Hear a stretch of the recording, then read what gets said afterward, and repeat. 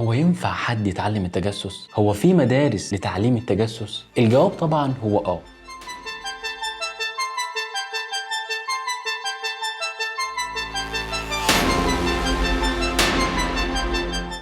أعزائي المشاهدين، أهلا بحضراتكم جميعا في حلقة جديدة من برنامجكم حواء والجاسوسية. حلقة النهاردة هتكون حلقة مميزة جدا وموضوع مختلف شوية عن المواضيع أو الحلقات اللي احنا قدمناها قبل كده. هو ينفع حد يتعلم التجسس؟ هو في مدارس لتعليم التجسس؟ الجواب طبعا هو في مدارس لتعليم التجسس والتدريب على التجسس، لكن المدارس دي مش لأي حد. في الدول العظمى بتقوم أجهزة الاستخبارات في الجامعات وجميع قطاعات الدولة بمراقبة المتميزين من الطلبة والطالبات. مش بس كده، بتراقب كمان العاملين في قطاعات الدولة المختلفة علشان يتم اختيار الأفضل من الجواسيس من بين آلاف المرشحين البارزين في المواد التعليمية والرياضية، واللي بيتمتعوا ببنية بدنية وصحية وذهنية عالية جدا. بيتم تدريبهم علشان يقوموا بمهام جمع المعلومات الاستخباراتية تحت غطاء عمل حكومي أو عسكري أو مدني، وأحيانا تحت غطاء جمعيات خيرية ودينية أو دبلوماسية. هنبدأ النهاردة بمدرسة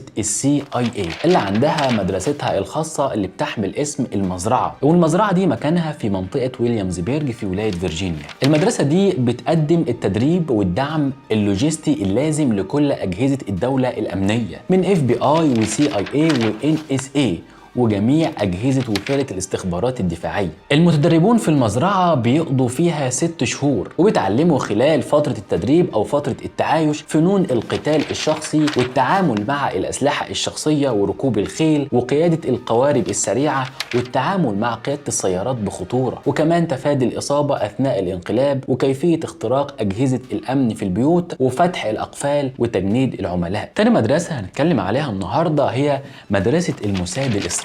في المدرسة دي بيتعلم الجواسيس فنون التخفي والتخلص من المراقبة وفنون العمليات السرية، وكمان بيتعلموا اللغات الأجنبية واستعمال الحبر السري. أيوة، بيتعلموا كمان استعمال الحبر السري، وكمان بيتعلموا إرسال الرسائل المشفرة وفنون القتال اليدوي زي كراف ماجا، وده نوع من القتال اللي بيستخدموه للدفاع عن النفس واللي تم اختراعه لصالح الجيش الإسرائيلي وقوات الأمن الإسرائيلية. كمان بيتعلموا فنون الاغتيال باستعمال السموم والمتفجرات والقتل من مسافة قريبة.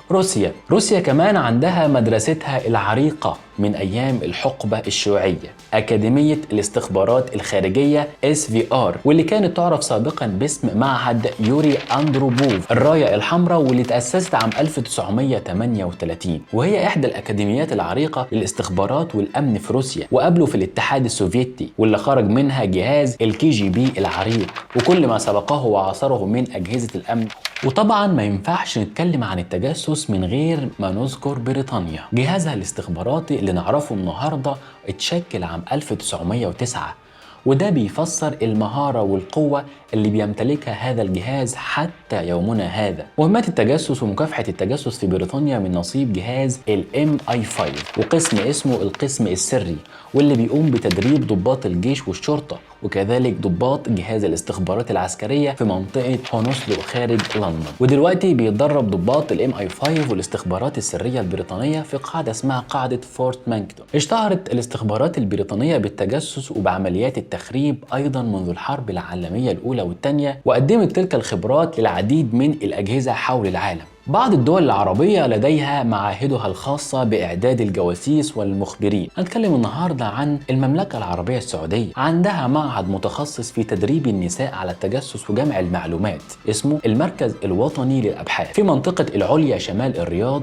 وعلى بعد كيلومترات من قاعدة جوية كانت مطار مدني حتى قيام حرب عاصفة الصحراء. المعهد ده بيبدو كأي مدرسة بنات من الخارج، لكن هو في الحقيقة هو معهد تدريب وإعداد للجاسوسات، وبيقدم خدمات الإعداد والتدريب لكل من القطاعين الخاص والحكومي. النساء بتتدرب فيه على جمع المعلومات وإعداد التقارير وتعلم اللغات الأجنبية وإعداد الشرطيات في جهازي الجمارك ومكافحة المخدرات وسجون النساء. الصين على مدار سنين طويلة أرسلت عشرات الجاسوسات النساء للتجسس على الولايات المتحدة الأمريكية من خلال البعثات التعليمية للطلبة والطالبات الصينيين، اللي اتضح أن العديد منهم بيعملوا في جهاز الاستخبارات العسكرية الصينية، مما استدعى المزيد من الجهد والبحث قبل إصدار فيز دراسية لطلاب صينيين، ومن يعلم ربما أيضا وضعهم تحت المراقبة داخل الولايات المتحدة الأمريكية. ده كان موضوع حلقتنا النهاردة، اتكلمنا عن مدارس التجسس حول العالم. نتمنى ان الحلقة تكون نالت إعجابكم. شاركونا بآرائكم واستفساراتكم في التعليقات، واللي ما اشتركش في القناة يشترك ويفعل زر الجرس. السلام عليكم.